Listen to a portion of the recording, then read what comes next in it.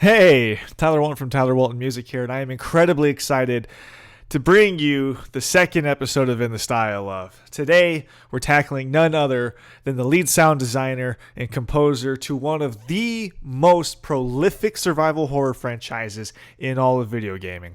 We're talking about Silent Hill.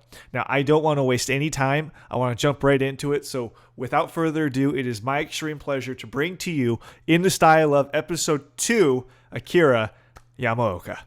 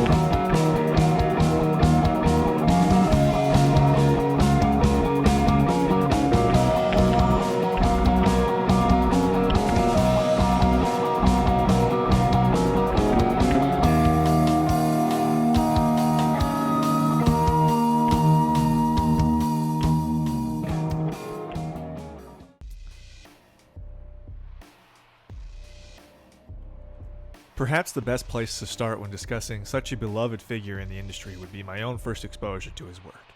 It was 2007 and I was in middle school. Having just gotten a used copy of Silent Hill 2, I was beyond excited to dig right in as a fan of notable survival horror games of the time like Resident Evil and the often forgotten gem Extermination. What I found when I took control of James Sunderland was unlike any horror experience I'd ever encountered in my life.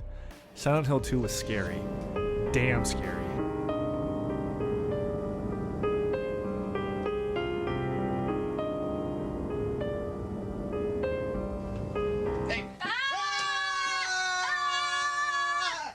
The fog, the loneliness of the small town, the twisted flesh and unnatural movement of the monsters.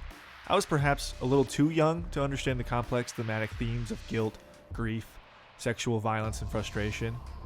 All I knew was that I was locked into this experience and it wasn't going to let go of me until the credits rolled. Chief among those terrifying experiences was the sound design and music. So much so that I muted the music and played with just the dialogue and sound effects, as Yamaoka's work was entirely way too overwhelming for me at that time. My first few playthroughs would be this way. Once I mustered the courage to let the music in, I was blown away.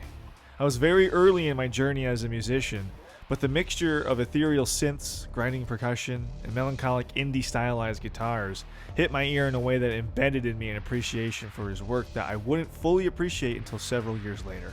That's what this video is about. I want to talk about briefly what makes Akira. Before we get to the music, I want to briefly touch on the sound design aspect of Akira's work. It's jarring, it's disturbing, it's not normal. That abnormality is what makes it so scary in my opinion. Our ears are so used to the stimuli we receive on a daily basis, even by horror genre standards, but over time, we've become conditioned and desensitized to what was considered scary at one point. The way he cuts loops, the sound sources, and the manipulation of said sources create a sound design that come across as extremely foreign, and that in turn manipulates our minds into being afraid. As humans, we fear what we do not understand. Take this monster from Silent Hill 3 for instance. Listen to its default sound as it is encountered, and then listen to the sound it makes when Cheryl downs it. I don't know about you, but the sound kind of like a baby crying before all the audio manipulation and looping.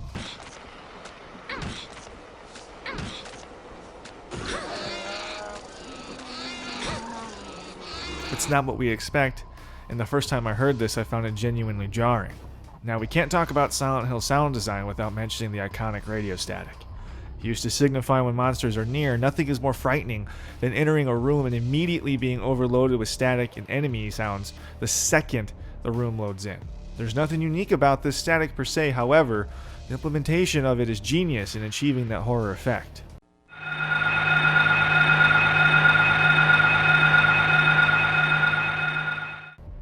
Finally, we have to address him, Pyramid Head, the knife.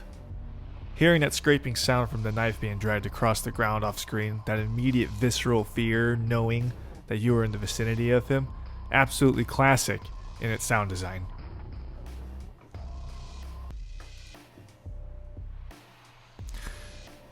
Now that we've briefly covered the sound design aspect to what makes Akira Yamaoka so great, let's dive into the music. From my experience and research, there are 3 core sounds to his music. The melancholic indie rock he uses to evoke more contemporary stylings to the visuals on screen, i.e. You're Not Here from Silent Hill 3. More on this one in a bit. The classically inspired ethereal synth-driven sound that also incorporates heavy drum grooves at times. Think White Noise from Silent Hill 2, and finally, the dark, gritty despair that he evokes from his low-warped synths, oftentimes incorporating the same methodology from his sound design. The less formal and more foreign, albeit natural like an animal in its death throes, the better. Think the darkness that lurks in our minds, also from the Silent Hill 2 soundtrack. Gear-wise, Akira has impeccable taste.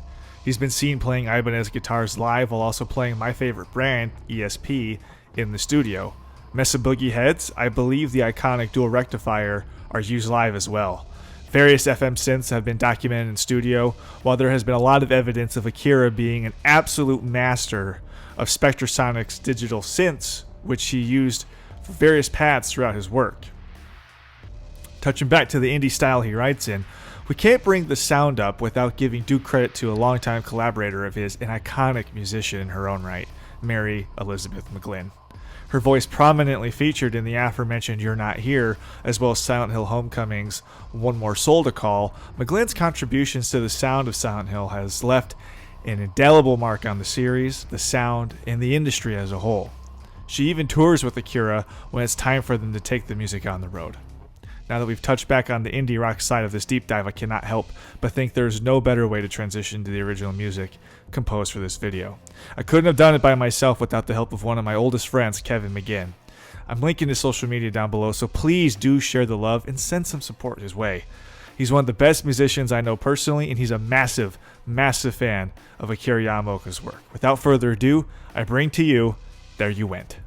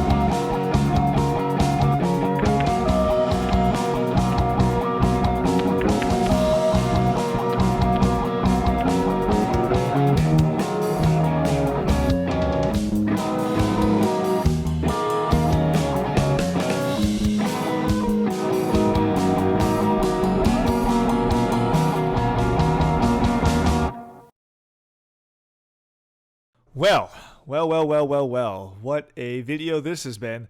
Tons of editing. I had to teach myself how to edit in Final Cut Pro to do this video, and it's been such a great experience. It's definitely added more to my toolkit that I can then use in further videos going forward.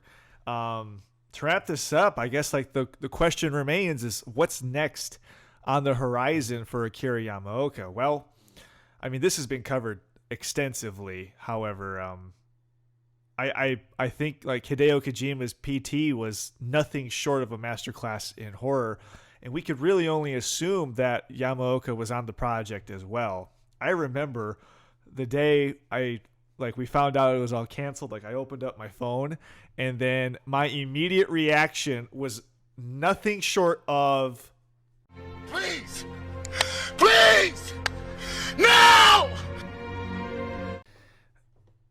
However, there is good news. That was a dumb meme. I can't believe I did that. There's an upcoming next-gen title known as The Medium that's coming out. It's been announced, and in like the literal promo for the game itself, they're advertising that Akira Yamaoka is doing the music for the game, and you could immediately pick it up in the trailer, like, oh, that's him, which is super exciting, and that's coming out like this winter, early 2021. So we only have to wait just a little bit longer to hear new music from him, and that's super, super exciting. I wanted to kind of do this like closing section, just you and I through the camera, and just thank you very much if you made it this far. Thank you so much. I'm gonna link everything below. So Kevin McGinn, thank you so much, Kevin, for doing the music with me. I owe you a big one. His social media is down below. Please send him some love. He's one of the best musicians I know personally, and one of my oldest friends. All of the video clips that you've seen in this video, I'm going to list them below, like sources. Give them some love too. I don't want to just rip their clips off YouTube, edit them down, and take, and not give them credit. So everything is going to be below. Let me know what you think about this, how this is kind of different from the first episode. And then tell me who you want to see next. I have some ideas of where I want to go with it, but I want to know what you want to see next.